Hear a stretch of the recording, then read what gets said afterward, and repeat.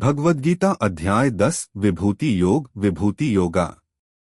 नमस्कार दोस्तों, आज हम भगवद्गीता के 10वें अध्याय, जिसे विभूति योग कहा जाता है, के बारे में विस्तार से चर्चा करेंगे।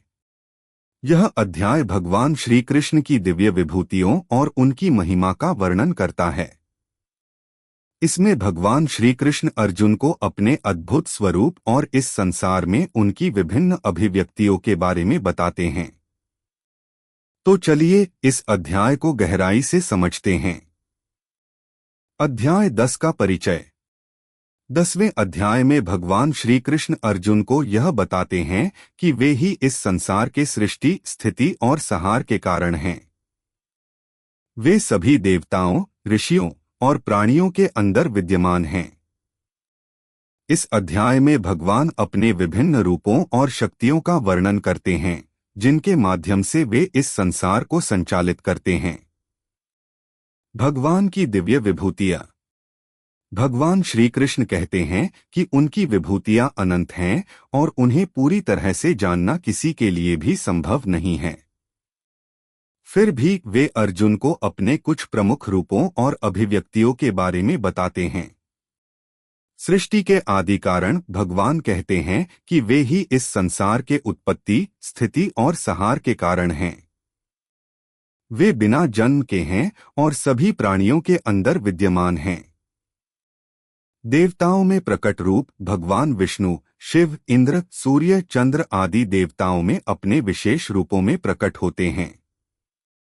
प्रकृति और जीवन में विभूतियां भगवान पहाड़ों में हिमालय, नदियों में गंगा, वृक्षों में पीपल, ऋषियों में व्यास और जानवरों में सिंह के रूप में प्रकट होते हैं।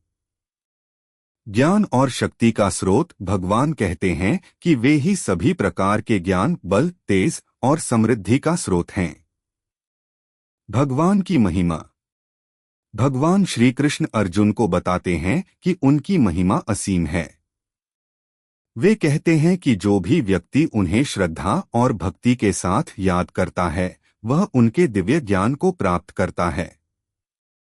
भगवान की कृपा से ही मनुष्य उनके असली स्वरूप को समझ सकता है। अर्जुन का प्रश्न और भगवान का उत्तर।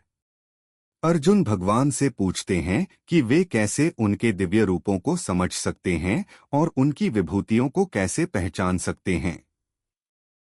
भगवान श्री कृष्ण उत्तर देते हैं कि उनकी विभूतियां हर जगह हैं। वे सभी प्राणियों के हृदय में विद्यमान हैं और सभी शुभ गुणों के स्रोत हैं। वे कहते हैं कि जो भी व्यक्ति उन्हें श्रद्धा और प्रेम से याद करता है, वह उनके दिव्य ज्ञान को प्राप्त करता है।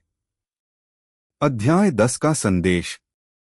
इस अध्याय का मुख्य संदेश यह है कि भगवान ही इस संसार के सर्वोच्च स्वामी हैं। वे ही सभी प्राणियों, देवताओं और प्रकृति के अंदर विद्यमान हैं। उनकी विभूतियां अनंत हैं और उन्हें पूरी तरह से समझना मनुष्य के लिए संभव नहीं है। फिर भी भक्ति और श्रद्धा के माध्यम से हम उनके दिव्य स्वरूप को समझ सकते हैं और उनकी कृपा प्राप्त कर सकते हैं। निष्कर्ष। दोस्तों, भगवद्गीता के 10वें अध्याय में भगवान श्री कृष्ण ने अपने दिव्य स्वरूप और विभूतियों का वर्णन किया है। यह अध्याय हमें यह सिखाता है कि भगवान ही इस संसार के सर्वोच्च स्वामी हैं और उनकी कृपा से ही हम सच्चे ज्ञान और शांति को प्राप्त कर सकते हैं।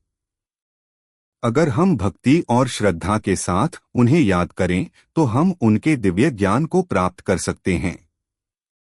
तो दोस्तों, यह था भगवद्गीता के 10वें अध्याय का सारांश। अगर आपको यह जानकारी अच्छी लगी हो, तो इस वीडियो को लाइक करें, शेयर करें और मेरे चैनल को सब्सक्राइब करना न भूलें। हमारे साथ जुड़े रहिए और